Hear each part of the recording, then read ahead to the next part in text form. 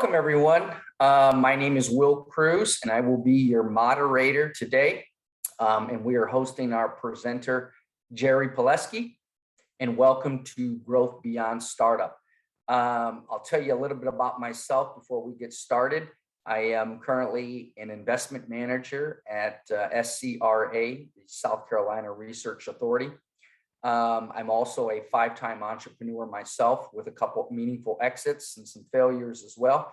Also an LP out at Edge Capital in Asia at the University of Tokyo.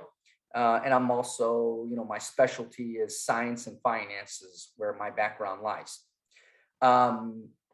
Enough of me now. So a little bit before we get started. This presentation is being recorded, and the recording will be sent to all the registrants later today. We would also ask, if you could, is type in all your questions into the Q&A chat if you can, and we'll get those addressed right away. And then now to get started, I want to introduce again Jerry Pileski. And Jerry, it is all yours. All right, thanks so much, Will, and I appreciate everyone joining. Appreciate the support of SCRA, but especially the member companies and others in the audience. So let me share my screen.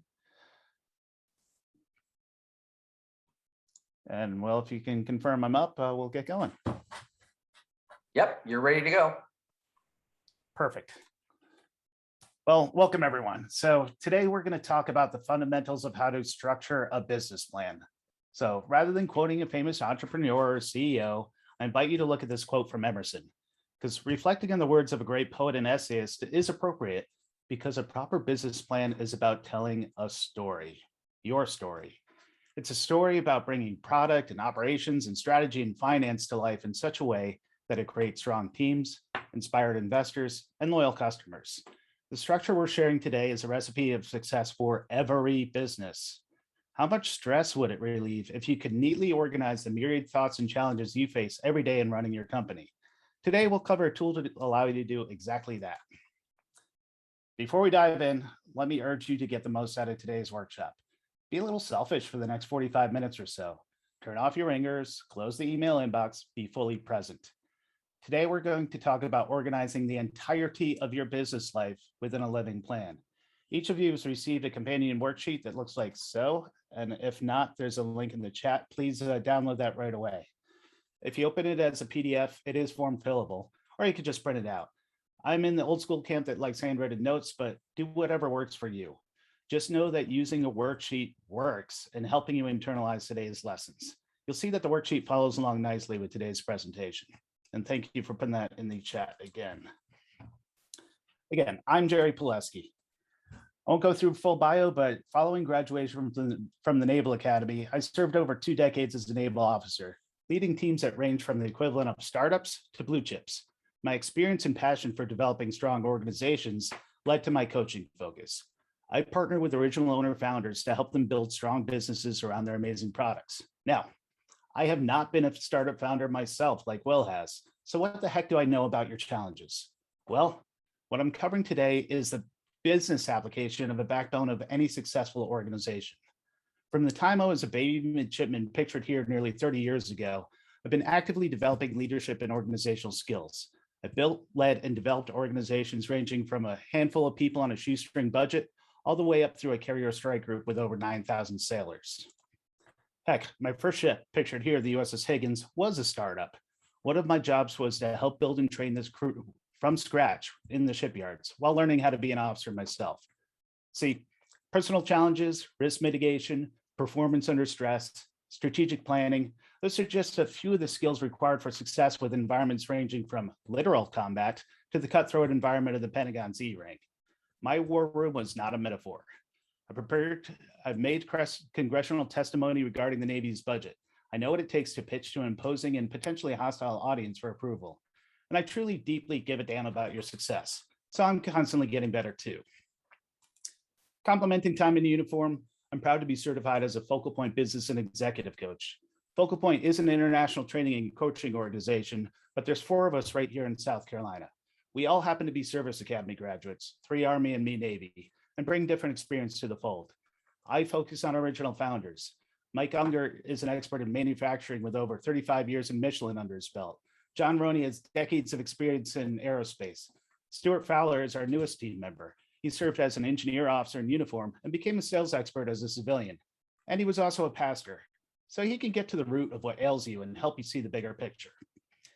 In addition to business coaching certifications, we share certifications as executive leadership coaches, Lean Six Sigma, navigational conversations facilitators, and we're active in the South Carolina business ecosystem, which includes my role here as an SCRA resource partner and work in the South Carolina Manufacturing Extension Partnership Program. I've been working with SCRA for close to about 3.5 years now. Today's presentation is applicable to all businesses, but it is especially focused on those of you who are SCRA members or plan to be. Enough on me, let's talk about you. Let me get your permission and make a promise. I will stop a few times for questions and comments. Interaction is critical to get the most out of this.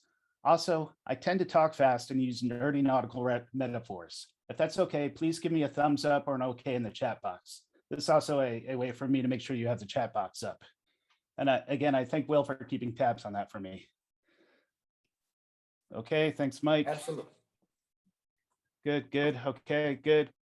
Thanks, Amanda. All right. Thanks, Robin. All right. Next, as a good way to manage time, there's going to be a challenge. We only have a few minutes together today. I'm going to present a lot of information that should get your wheels turning, but we won't have time to fully flesh out the answers. In other words, there's a lot we could talk about. I'm going to share the structure of a solid business plan. Today, we don't have time to build your plan. That can and should take weeks or months. Rather than do a deep dive into each point, if it's okay with you, can I hold off on how to get more information until later in our session? Again, I promise to let you know where and how to find more support. If that's okay, again, just give me a quick okay, sounds good in the chat box. All right, good. Thanks, Zachary. Thanks. All right, thank you. All right. Our goal today is a bold one. We'll learn how to organize every thought you have for your business. And this organization will lead to greater effectiveness for every aspect of your business. This construct applies whether you're a garage startup or a multi-billion-dollar enterprise. Here's how we'll accomplish that goal. We're going to learn how to tell the story of your business. First, we'll explore 4 categories of challenges that face every business leader: time, team, money, and strategy. Next, we'll do some business anatomy. A company is a living object. We'll talk about the skeleton around which that organism grows. We will not build your completed plan today. We'll talk about how to start growing that into a living being. My passion is to help founders like yourself build significance through business. That manifests in partnering with leaders to help them through 4 major areas: time, team, money, and future or strategy. Let's explore how those 4 elements should be addressed within your business plan. Businesses fail when they cannot tell a cohesive story, a story which ties their very reason for existence to the team they build, to the products they offer, to the people they serve, the profit they generate, and the impact they create. Every successful business counts time, team, money, and strategy among its main characters. That story should be an inspiring biography instead of a fictional yarn. By the way, this slide corresponds to number 1 on your handouts. First, time. Things like time management, balance, proper goal setting. Through the lens of your business plan, time is a critical component for your growth strategy, projections, operations, and marketing. You cannot fight time, but you sure as heck can and should plan for its effective use. A fun side note, I've had more than one client push back telling me they don't have the bandwidth for time management training. They didn't have time for time management training. In the words of the famous philosopher Bill Engvall, here's your sign. Team, becoming a stronger leader, attracting and retaining the right people, identifying and appropriately utilizing talent, creating positive, meaningful culture. If your culture matters, then it should be understood and measured. There's an oft-relayed story of President Kennedy touring Cape Canaveral, and when he happened upon a janitor, he asked, "What do you do here?" To which the janitor replied, "I'm helping put a man on the moon." Now that's cultural alignment. But it's not simply the existence of a dynamic leader or a literal moonshot that imbues such alignment. It is the intelligent leader that builds culture into the very fabric of the company from the start. Yes, this is the realm of the fundamental business plan, not some HR manual. And then measure what matters. Money. Money is how we keep score in business. Most business plans include budgeting and projections, but far too many CEOs delegate this to their accountants. If your accountant is the one driving your projections, you're not an effective CEO. But if your projections don't make sense to your accountant or CFO, that's equally perilous. A business plan ensures a cohesive story between the words and the numbers. Strategy. Strategy is how we clarify our purpose and translate that into an executable vision. It is the core responsibility of an owner. And unless your strategy is translated into an executable vision, it's a mere fairy tale.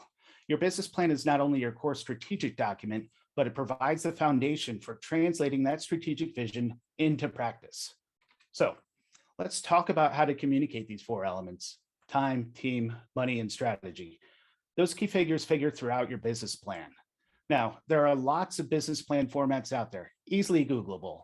The format we're talking about today has taken elements in places taught like Harvard Business School and Wharton. It reflects recommendations by the US Chamber of Commerce. It satisfies the requirements of nearly every investor and grant application, and it works. What we're talking about today benefits everything from lemonade stand to Fortune 100. Before we cover the elements of the plan, let's talk about some of the most common traps of business plans. One trap is to simply think that a business plan is an outdated, unnecessary concept, and therefore forego completing one at all. In today's immediate gratification society, this myth is all too common. Skipping the plan is only a good path if you plan on being a solopreneur with yourself as the only customer. There is no silver bullet. So we'll proceed with the assumption that you value having a plan. A lot of things can still go wrong. Here's three of the major pitfalls. The first is chasing the pitch. Very common. I work with a lot of startups. Virtually all of them prepare various pitches for capital. Many owners, desperate for investment, will effectively create their business plan as a reflection of the required pitch, rather than the other way around. When they speak to different groups, their entire narrative changes to fit the new audience. As a result, there is no foundational, cogent story. There's some great advice locally about how to pitch. Matt Dunbar from Venture South has an exceptional presentation that comes to mind. But remember, the pitch is a reflection or a summary of your plan. It is not the plan itself. The second trap is the one-page business plan. A one-pager is a powerful tool. I recommend all businesses use one. Again, there's plenty of ways to do this. I personally like to use a modified version of the great work by Jim Horan and Tom Peter presented in the appropriately named book, The One-Page Business Plan. A one-page plan works well to guide strategic level discussion in the near term, but it is not sufficient to translate the broader vision into long-range operational reality. The third trap is those who take the initial process very seriously, create a great plan, and then regulate it to the shelf. The problem is that no plan survives first contact with the enemy. That's a sentiment attributed to many, including Clausewitz, Eisenhower, and MacArthur.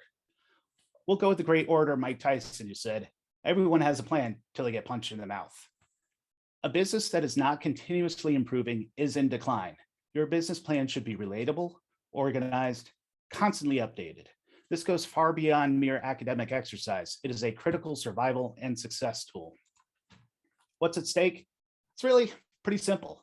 Without some organized construct with which to translate the purpose of your company into a scalable business, you'll be drowned by the countless requirements of your enterprise. You start a business to take charge of your own destiny and bring something special to the betterment of those around you. Sadly, the act of running a business can often turn that passion into torture. This invites a commonality of working for your business rather than on it. Hours get longer, vacations become an empty daydream. Competitors happily add weights to your sinking body. It requires great effort to merely tread water. Business requirements are the water. Metrics, gap analysis, marketing, budgeting, sales plan, financial forecasting, and so on. That water is going to exist whether you like it or not. And the water is not inherently good or bad, it just is. A proper business plan is what enables you to take advantage of the water to sail to success. The water is a medium on which a boat transits. Sure, you don't need a boat to transit the ocean. You could try to swim instead, but why? We don't have time to build your plan now, but we will discuss a powerful format and raise exemplar questions that should be answered within. I'm going to go rapid fire here. I encourage you to jot down some of the tips and questions that apply directly to you right now. Basically, we're going to summarize 6 to 9 months of coaching in the next few minutes. Because of that compression, our format today is going to be a little different from how I normally present. I'm going to rapid fire important business questions at you. Rather than take the time to discuss and answer them, I want you to capture the questions themselves, especially those for which you haven't yet thought. I present to you the 15-chapter business plan that will serve as your yacht. This format results in clarity, market understanding, effective resource allocation, and sustained growth.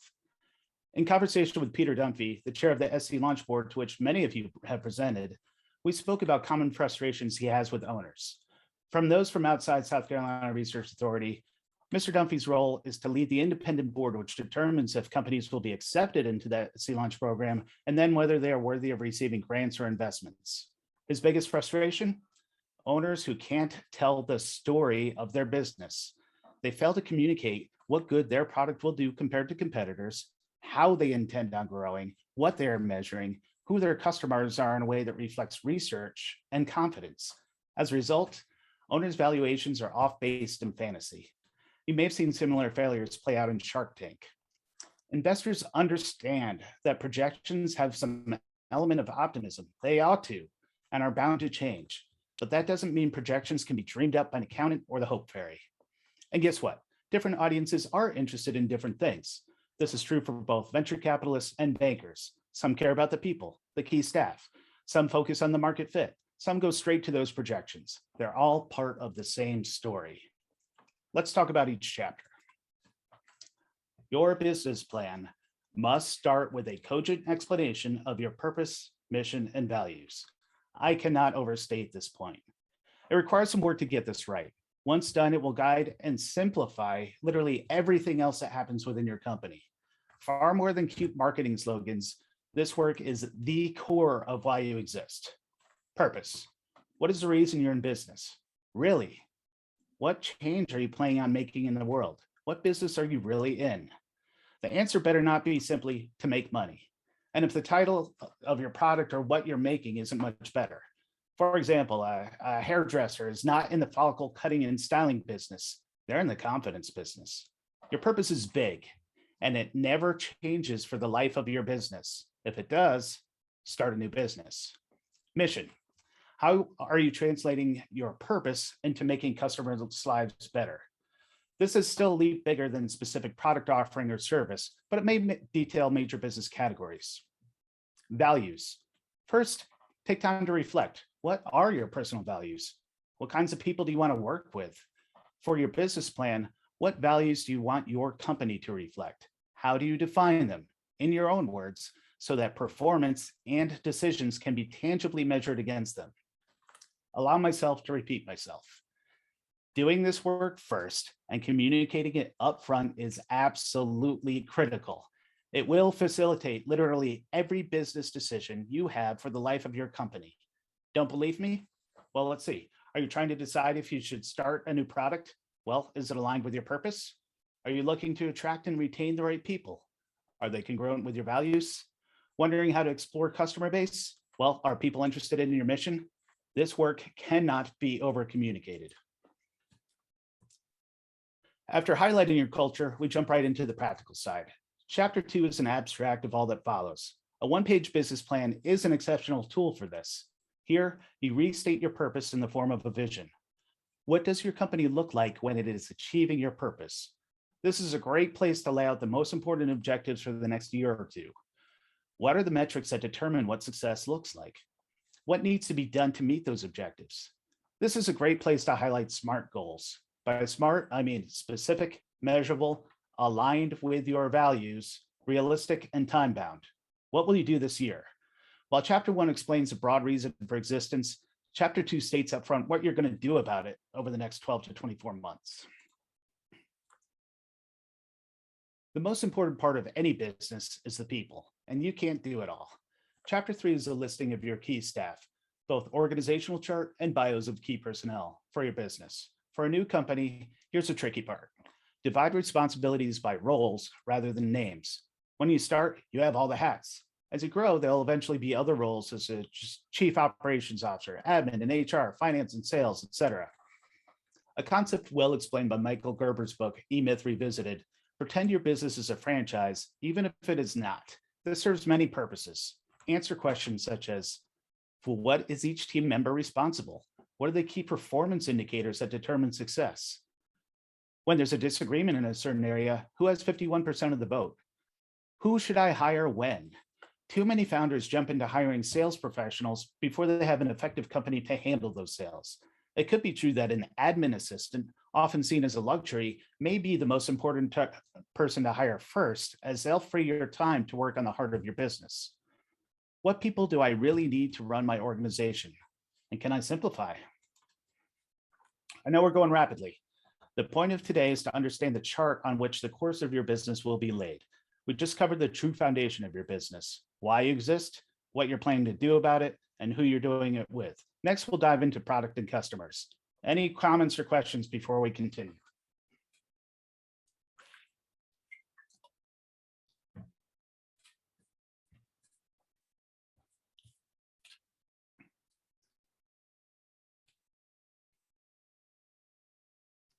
All right, good. And Will, as a serial founder, I'd appreciate your thoughts as well. Always. I like what you're saying. All right, well, let's carry on forward. Chapter 4 gets into the product itself. What are you producing or providing in order to fulfill your mission? How does what you're offering improve the life of your customers? What business are you in? Does your product or service reflect that business? What business could you be in? What business should you be in? What business should you not be in?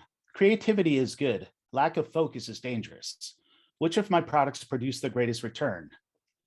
What are things that, knowing what I know now, I would not do again if given the chance? Well, how do I stop doing those stack? And how do my products stack against a SWOT? That's strength, weakness, opportunities, threats analysis. So you've got a product. Who's it for? For chapter 5, and explain in as much detail as possible your ideal client, demographics, geography, etc. If you're thinking, my customer is whoever I can get, there's some homework to be done. I've had several clients with products that could work across several industries or applications.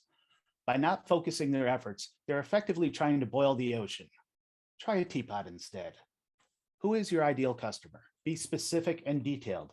Age, educational background, occupation, income, personality type. Where do they live? Who are your non-customers? Why does your customer buy? When does your customer buy? We've got something to sell. We know who to sell it to. Chapter 6 is a test to make sure we're not too liquored up on our own ideas. One of the most common entrepreneurial traps is the belief that everybody else will understand and appreciate the value of your product just as much as you do. Client analysis is about doing the homework to ensure your product resonates with your buyers. Now, there's some creatives and new products in the audience who are thinking, I've got something truly novel. What if the market doesn't know what they want?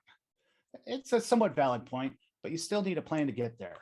Your product may be new, but it still must address a real problem in customers' lives. You can help people recognize the problem. You just can't make the problem up, at least not ethically in most cases.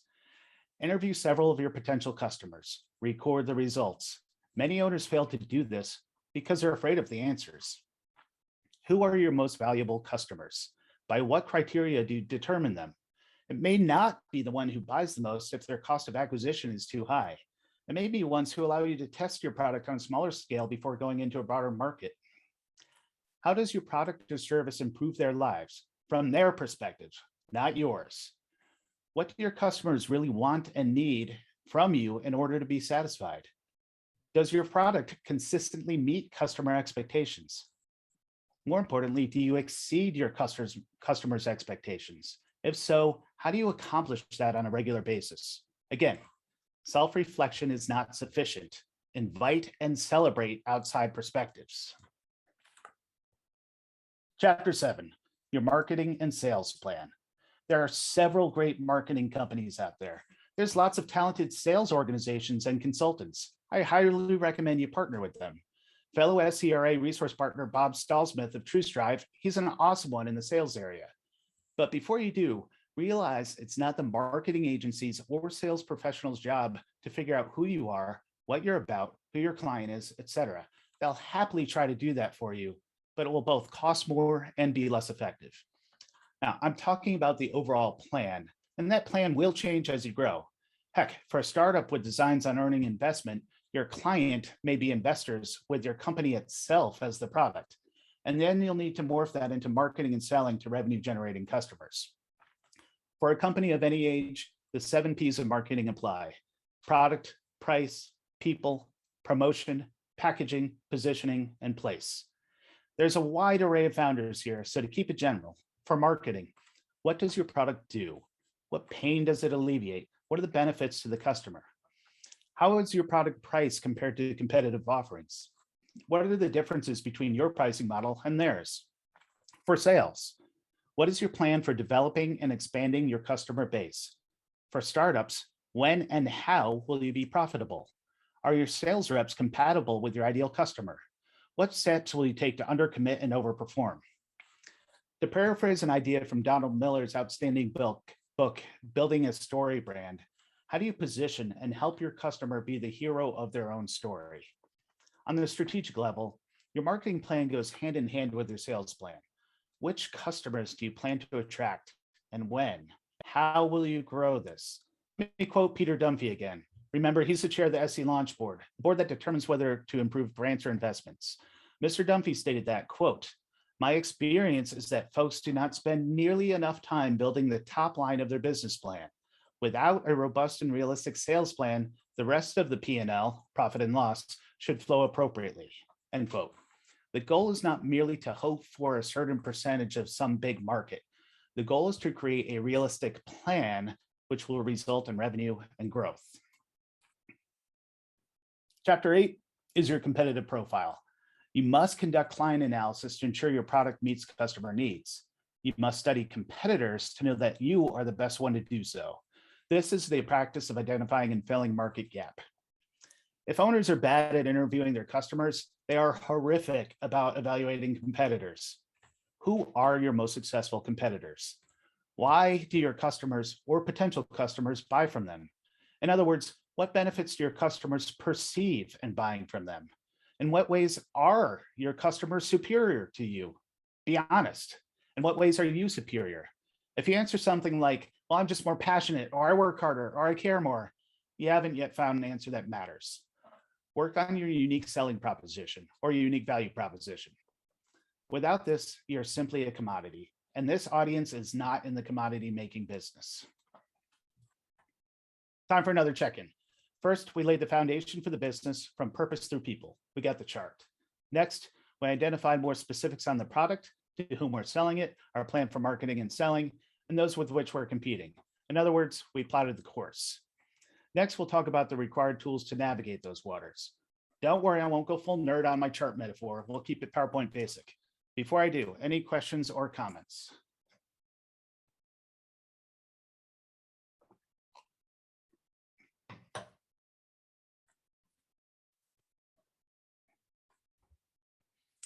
Oh yeah, from Zachary, that the book is Building a Story Brand, and I can bring it up afterwards, but Donald Miller is the author. It's a great book, and just goes down to some of the fundamentals of human nature. Highly recommend it. And Mike wants to know where I got the Navy mug. It must have fallen from heaven.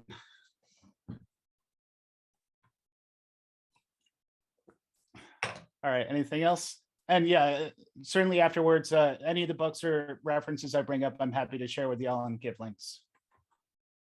All right, we will move forward. Chapter 9 is operations.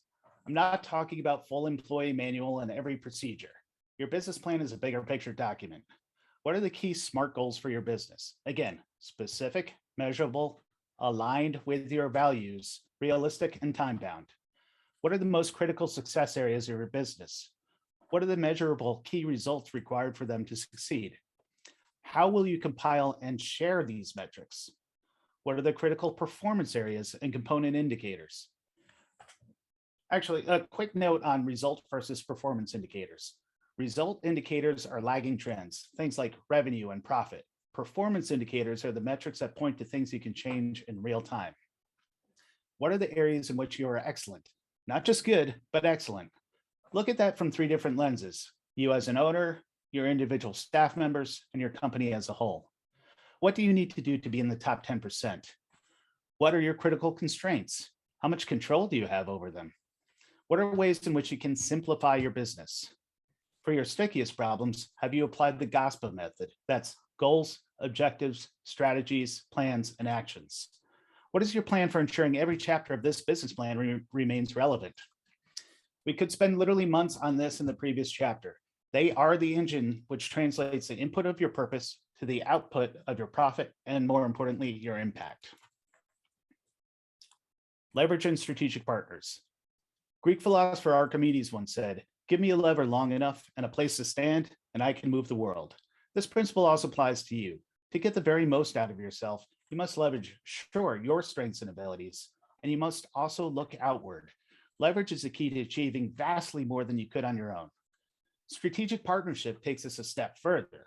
More than simply leveraging others, it's about creating truly complementary relationships. Hot dogs and buns, real estate agent and closing attorney, advanced material manufacturer and automotive brand. How can you leverage the knowledge of others, the money, the successes, the failures, the customers? Businesses are intertwined, manufacturers and suppliers, and many companies come together to serve the same customers. Build those relationships ahead of time so your customers don't have to. Strategic partnerships are also fertile ground for the amazing power of masterminds. If you are truly complementary companies, then you will work together for the good of all. Abundance mentality. Branding and goodwill. While this plays heavily into the marketing plan, we separate this to highlight your brand itself as something special developed by you. Your brand is far more meaningful than a splendid logo produced by a graphic designer. I'm talking about both your corporate and your personal brand. More than a logo, are you reliable? Do you produce consistent results beyond what is expected? What image do you want your product to convey to the potential buyer? How is your brand image tied to your ideal customer? In what ways does your brand differentiate you from your competitors? Is your pricing model consistent with your brand? Rolex could make and sell $25 watches, but why? And Timex could probably build a $15,000 work of art, but I don't think that's going to fly off the shelves at Target. How well do you embody the values of your brand? What about your employees? Back to culture. Properly communicated and adhere to values become a part of your brand. Proper branding is fuel for goodwill. By goodwill, I don't merely mean that people think you're swell. Goodwill is an intangible but quantifiable asset. In business terms, when one business acquires another, goodwill is the portion of the purchase price that is higher than the sum of the net fair value of all of the assets purchased in the acquisition and the liabilities assumed in the process. That's a mouthful. In other words, goodwill is the extra amount someone would pay for your company based on your name and reputation. Every business should strive to create goodwill. Time for another check-in. First, we laid the foundation for the business from purpose through the people. We got the chart. Next, we identified more specifics on the product, to whom we're selling it, our plan for marketing, and those with which we're competing. We plotted the course. We just talked about the tools required to navigate those waters. Now it's time to get underway. The money. How much do you have? How much do you need? What's your plan to get there? How will you check progress and adjust in real time to avoid bottom line surprises? Before we do, any questions or comments? And again, I feel fortunate to have Will as a moderator, as an extra serial entrepreneur.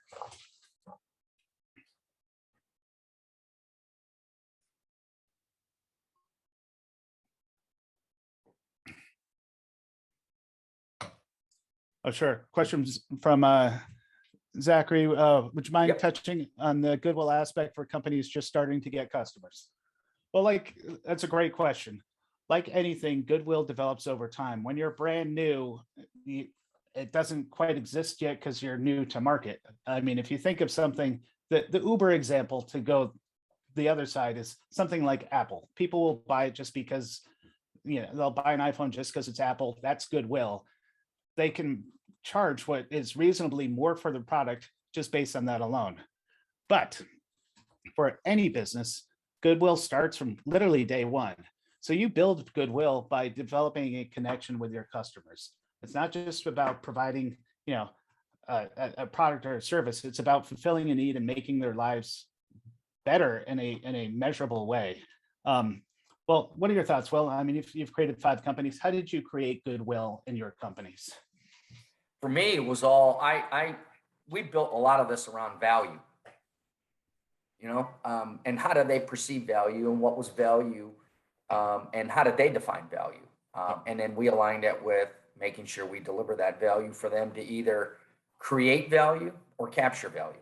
And, when we put those two together, that was, more or less aligned very much so with goodwill, but focus on value. That's what I would tell you. And when you understand that, whether your organization or your technology or your solution is built around value, whether it's delivering value or helping capture value or delivering value to the marketplace or the other players in the market, understand that, and you'll be able to deliver your value proposition and your goodwill aspect in a much cleaner fashion. Yep, that's a great point. And I appreciate, value is a far different thing from cost. Yep. And cost money only, that's boring. That's not why people buy things. And I guess, unless it's something that truly doesn't matter who the brand is, the way to differentiate who your brand is by doing those first few chapters up front. What change are we making in the world? What change am I making in my customers' lives? It's not to provide them a neat software or just provide them a jacket. Let's see. I have another question from Robert. Do we ask strategic partner for funding? Well, sure. A strategic partner may or may not be a funding partner. It's a perfect example right now of companies that are SCRA member companies. I would argue that you're absolutely strategic partners because SCRA really cares about developing the economy in South Carolina. But strategic partner and funding partners do not need to be the same thing.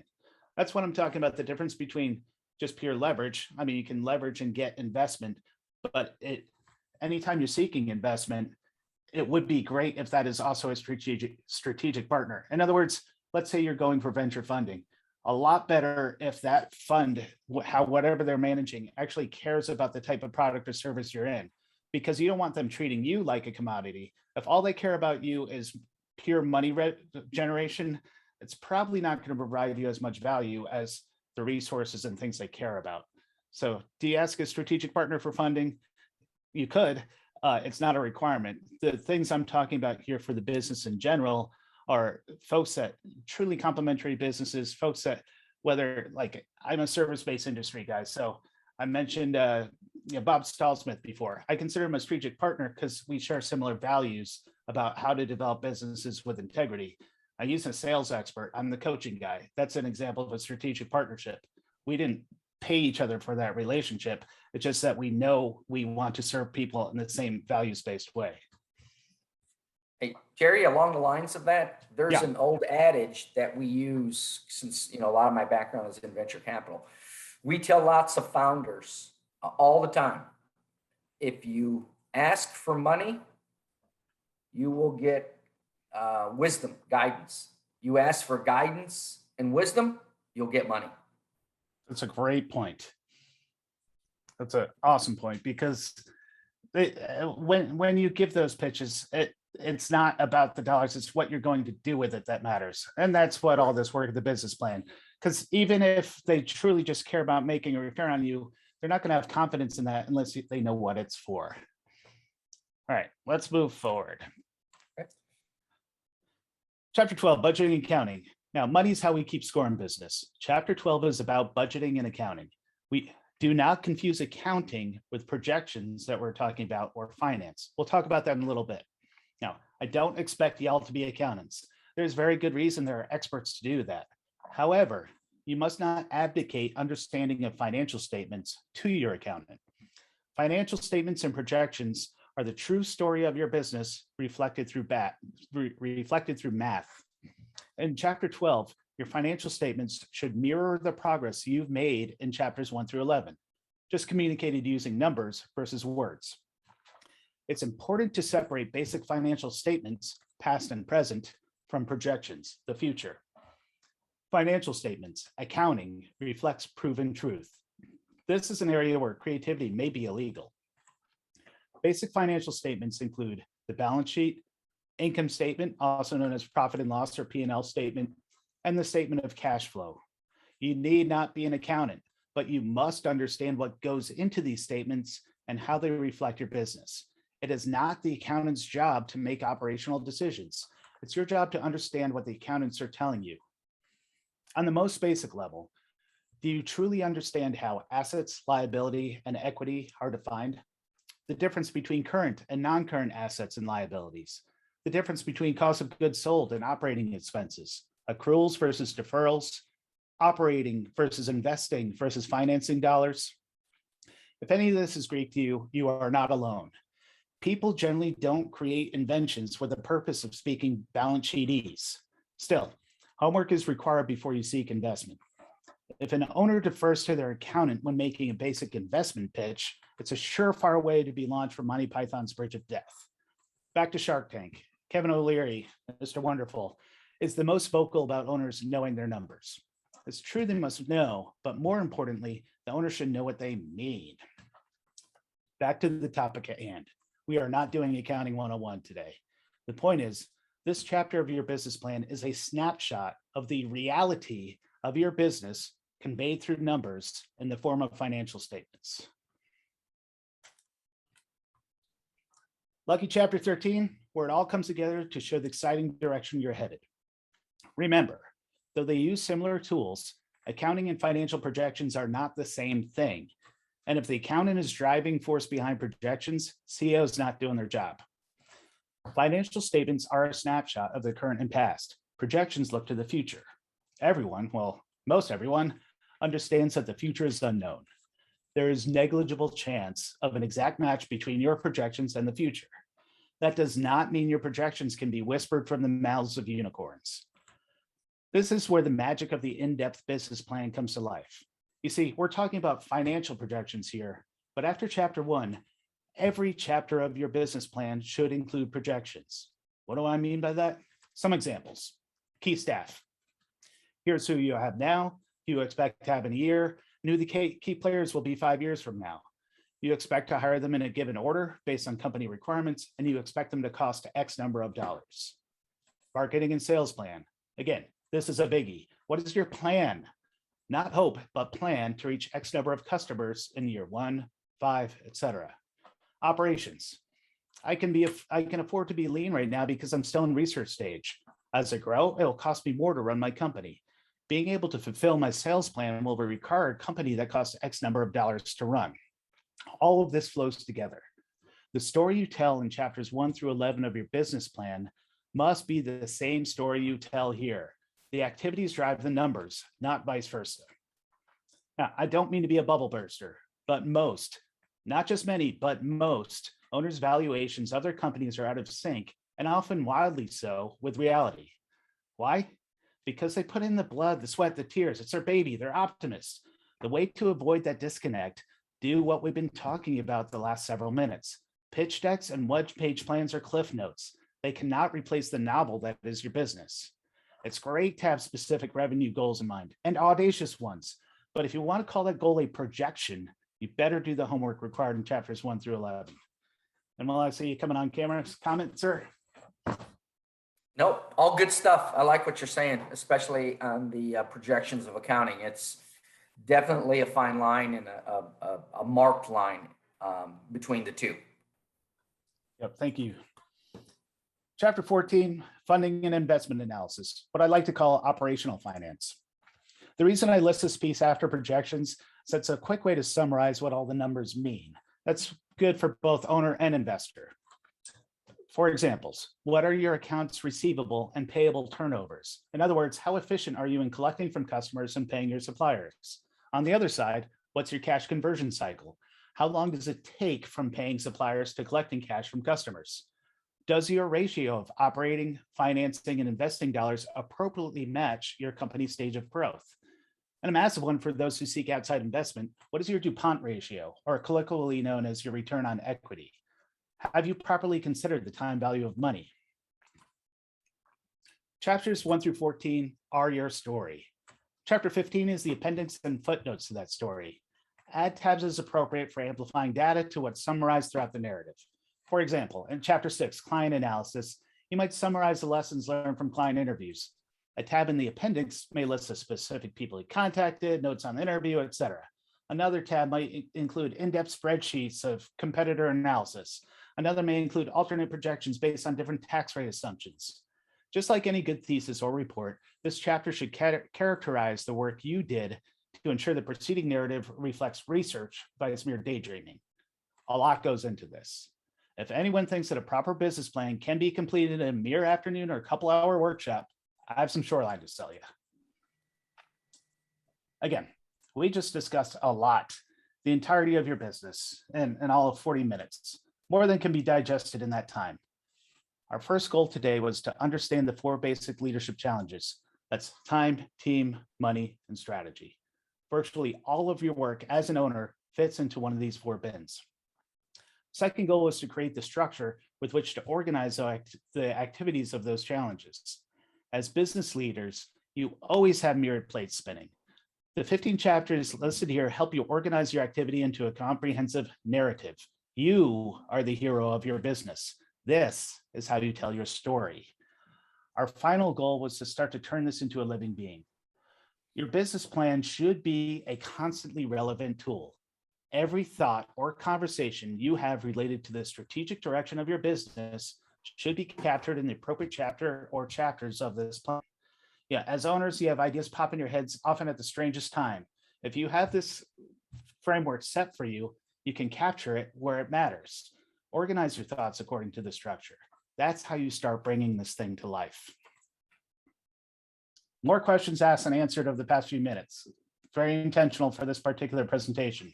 The intent was to provide you with more of the right questions to ask. For those keeping count, I shared more than 97 exemplar questions today. Answering them can seem a little overwhelming at times. I promise to let you know where you can find more support. For those interested in diving deeper, as an SCRA resource partner, happy to explore solutions. As a quick thank you and a way to get your wheels spinning, I'm sharing a business growth scorecard to everyone here. Don't worry, it's a no-cost thing. You can get it by clicking on the link in your worksheet, and I'll put a link in the chat afterwards. This only takes a few minutes to complete, and it will provide you with some tips, again, just to get the ideas flowing in the right direction. Take advantage of that scorecard. But again, as a resource partner, happy to do a 20-minute call, no cost beyond your time. That's an opportunity to clarify goals, hurdles to achieve them, explore if we might be a good fit for the journey. Contact information also listed on the worksheet, and I'll put it up on a slide in the end. But finally, I really want to discuss your takeaways and the actions you will take immediately based on what we talked about today. Just as your business plan is no good if it collects dust on a shelf, anything you learned today will not be of value unless you translate that knowledge into action. What were your key takeaways from today? And more importantly, what are you going to do about it this week? This is a non-rhetorical question, so please write in chat or come off mute.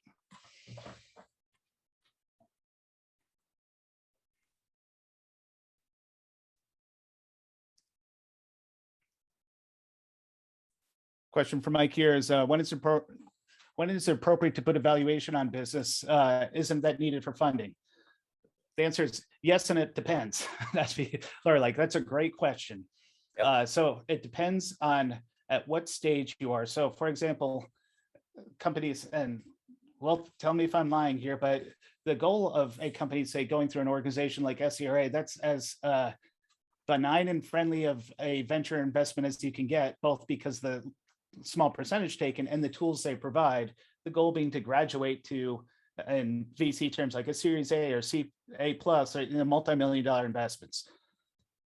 If you do the work of this plan, you'll be able to start forming that valuation from day one. Now, there is a practical side of this, of when you actually pay for an in-depth evaluation.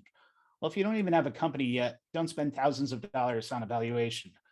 But before you seek outside investment, and certainly before you want to give up any equity, do a valuation. And please, that's another trap. Don't just give up equity from the start before you even know who you are. That's a great way to work yourself out of business. And again, back to Will or others to comment on that. Sure. It's the question of evaluation comes up all the time. So let me answer it from a practical standpoint and from an investor standpoint. Is it needed for funding? No, it is not needed for funding. You can kick that valuation question down the road to your Series A or your Series B. You do not need it for funding. Do seed stage, pre-revenue, early stage founders put a valuation on your company? No, it costs $10,000 to $20,000 to do a third-party valuation on your company. And there's really nothing to evaluate other than, do you have assets? Do you have a strategy? And it's all based on your forecast. So that is a lot of blue sky. I would recommend you don't even play with a valuation at that standpoint. You start generating revenue, a couple $100,000 a year, then you've got something to look at. Then you can look at comps and other things of other companies in your area, but stay away from the valuation at that time, because you're basing it on nothing and it's going to hurt you on future rounds of investing.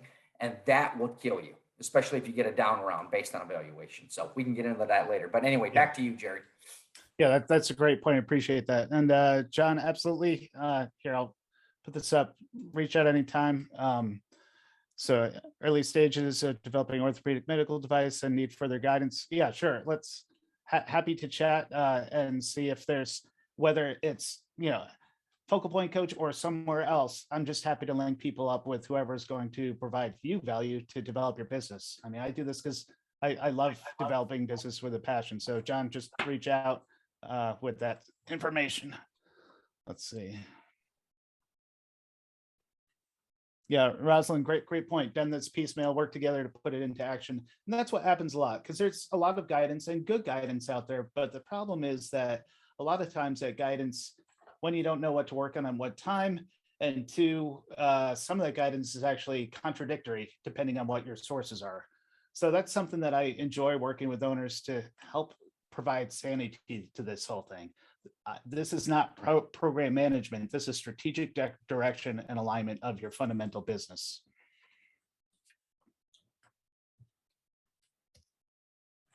Gary, it's a great process flow. It's a great template.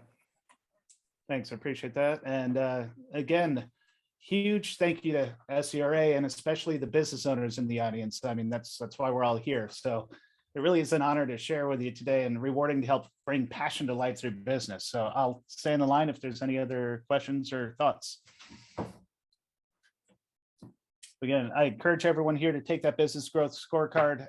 That will not lead you automatically to anything, but it will give you some tips and tricks.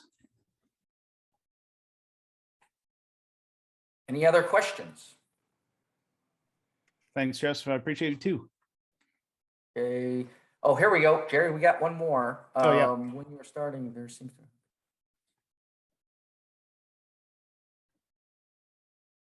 Oh, okay. So the question is, when you're starting, there seems to be a conflict between developing the process and working on the operational side of your business. Thoughts on how to balance that? That's a great question, and it really, there is no automatic workbook answer. So that's where some people get into trouble. It depends what you're good at, what your experience is, all that stuff. The one thing I will say upfront is that clarity piece cannot be overstated. That's not just the purpose, mission, vision, but that's the, what are my basic metrics? In other words, like any process, like any navigation, where am I? Where do I want to go? What are my critical constraints to get there? So I'm not going to give a formulaic answer to that question. But the beauty of this 15 chapter business plan is, no, you don't work on it, have to work on it necessarily on chapter 1, 2, 3, 4, 5, all the way to 15.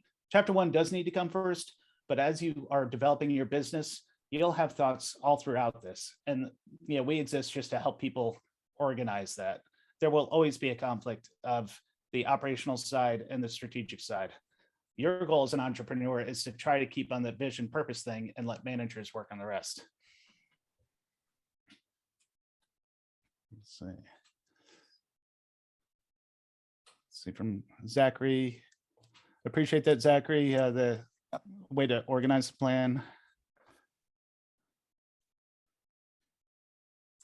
Yeah, and Zachary, a point on that. The great thing about this format, it truly is good no matter size of company, because it's a fundamental skeleton or structure. This doesn't, what you focus on, which areas, will depend on where you are in the maturation of your company. But if you want to make money off selling your product or service, this plan will work. And I know it meets the SCRA guidance because, well, that's why I've been working with y'all for 3.5 years. It also meets, like, as I said, Chamber of Commerce grants and investors, and even going up to the Series A+ funding.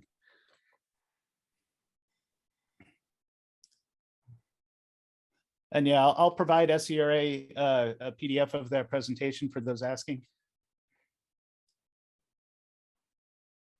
And Zachary, yeah, well, Zachary had a question for you, Jerry.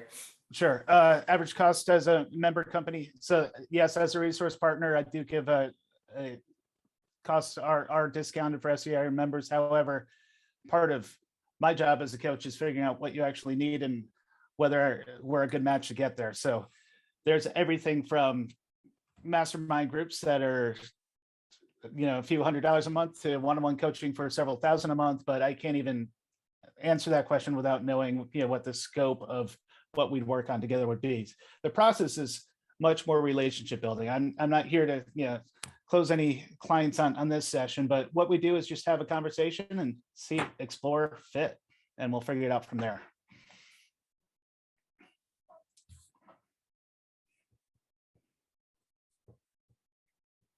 All right, thanks, Zachary. I look forward to it.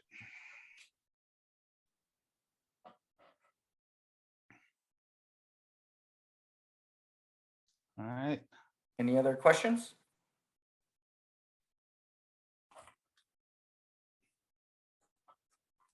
Is that it? So thank you, Robin. Yep. Okay. Oh, and thanks again, Zachary. Thanks, Tom. Okay, Jerry, great job. I think I speak for everyone Oh, here when I sure. say appreciate everything you did, all the information relevant to me as well as the other founders on the call. So thank you very much. I also want to remind everyone again that this was recorded and the recording will be sent to all of you today. We will also ask if you would complete the survey, after the webinar commences. That helps us to refine things for future webinars. And then obviously, be on the lookout for upcoming other SCRA webinars, which can be found on our SCRA website under news in the events tab. Other than that, we want to thank you for your time, your insight, participation. Jerry, again, thank you. Wishing everyone happy holidays with your families and safe travels. Thank you much. Appreciate y'all. Thank you. Bye-bye.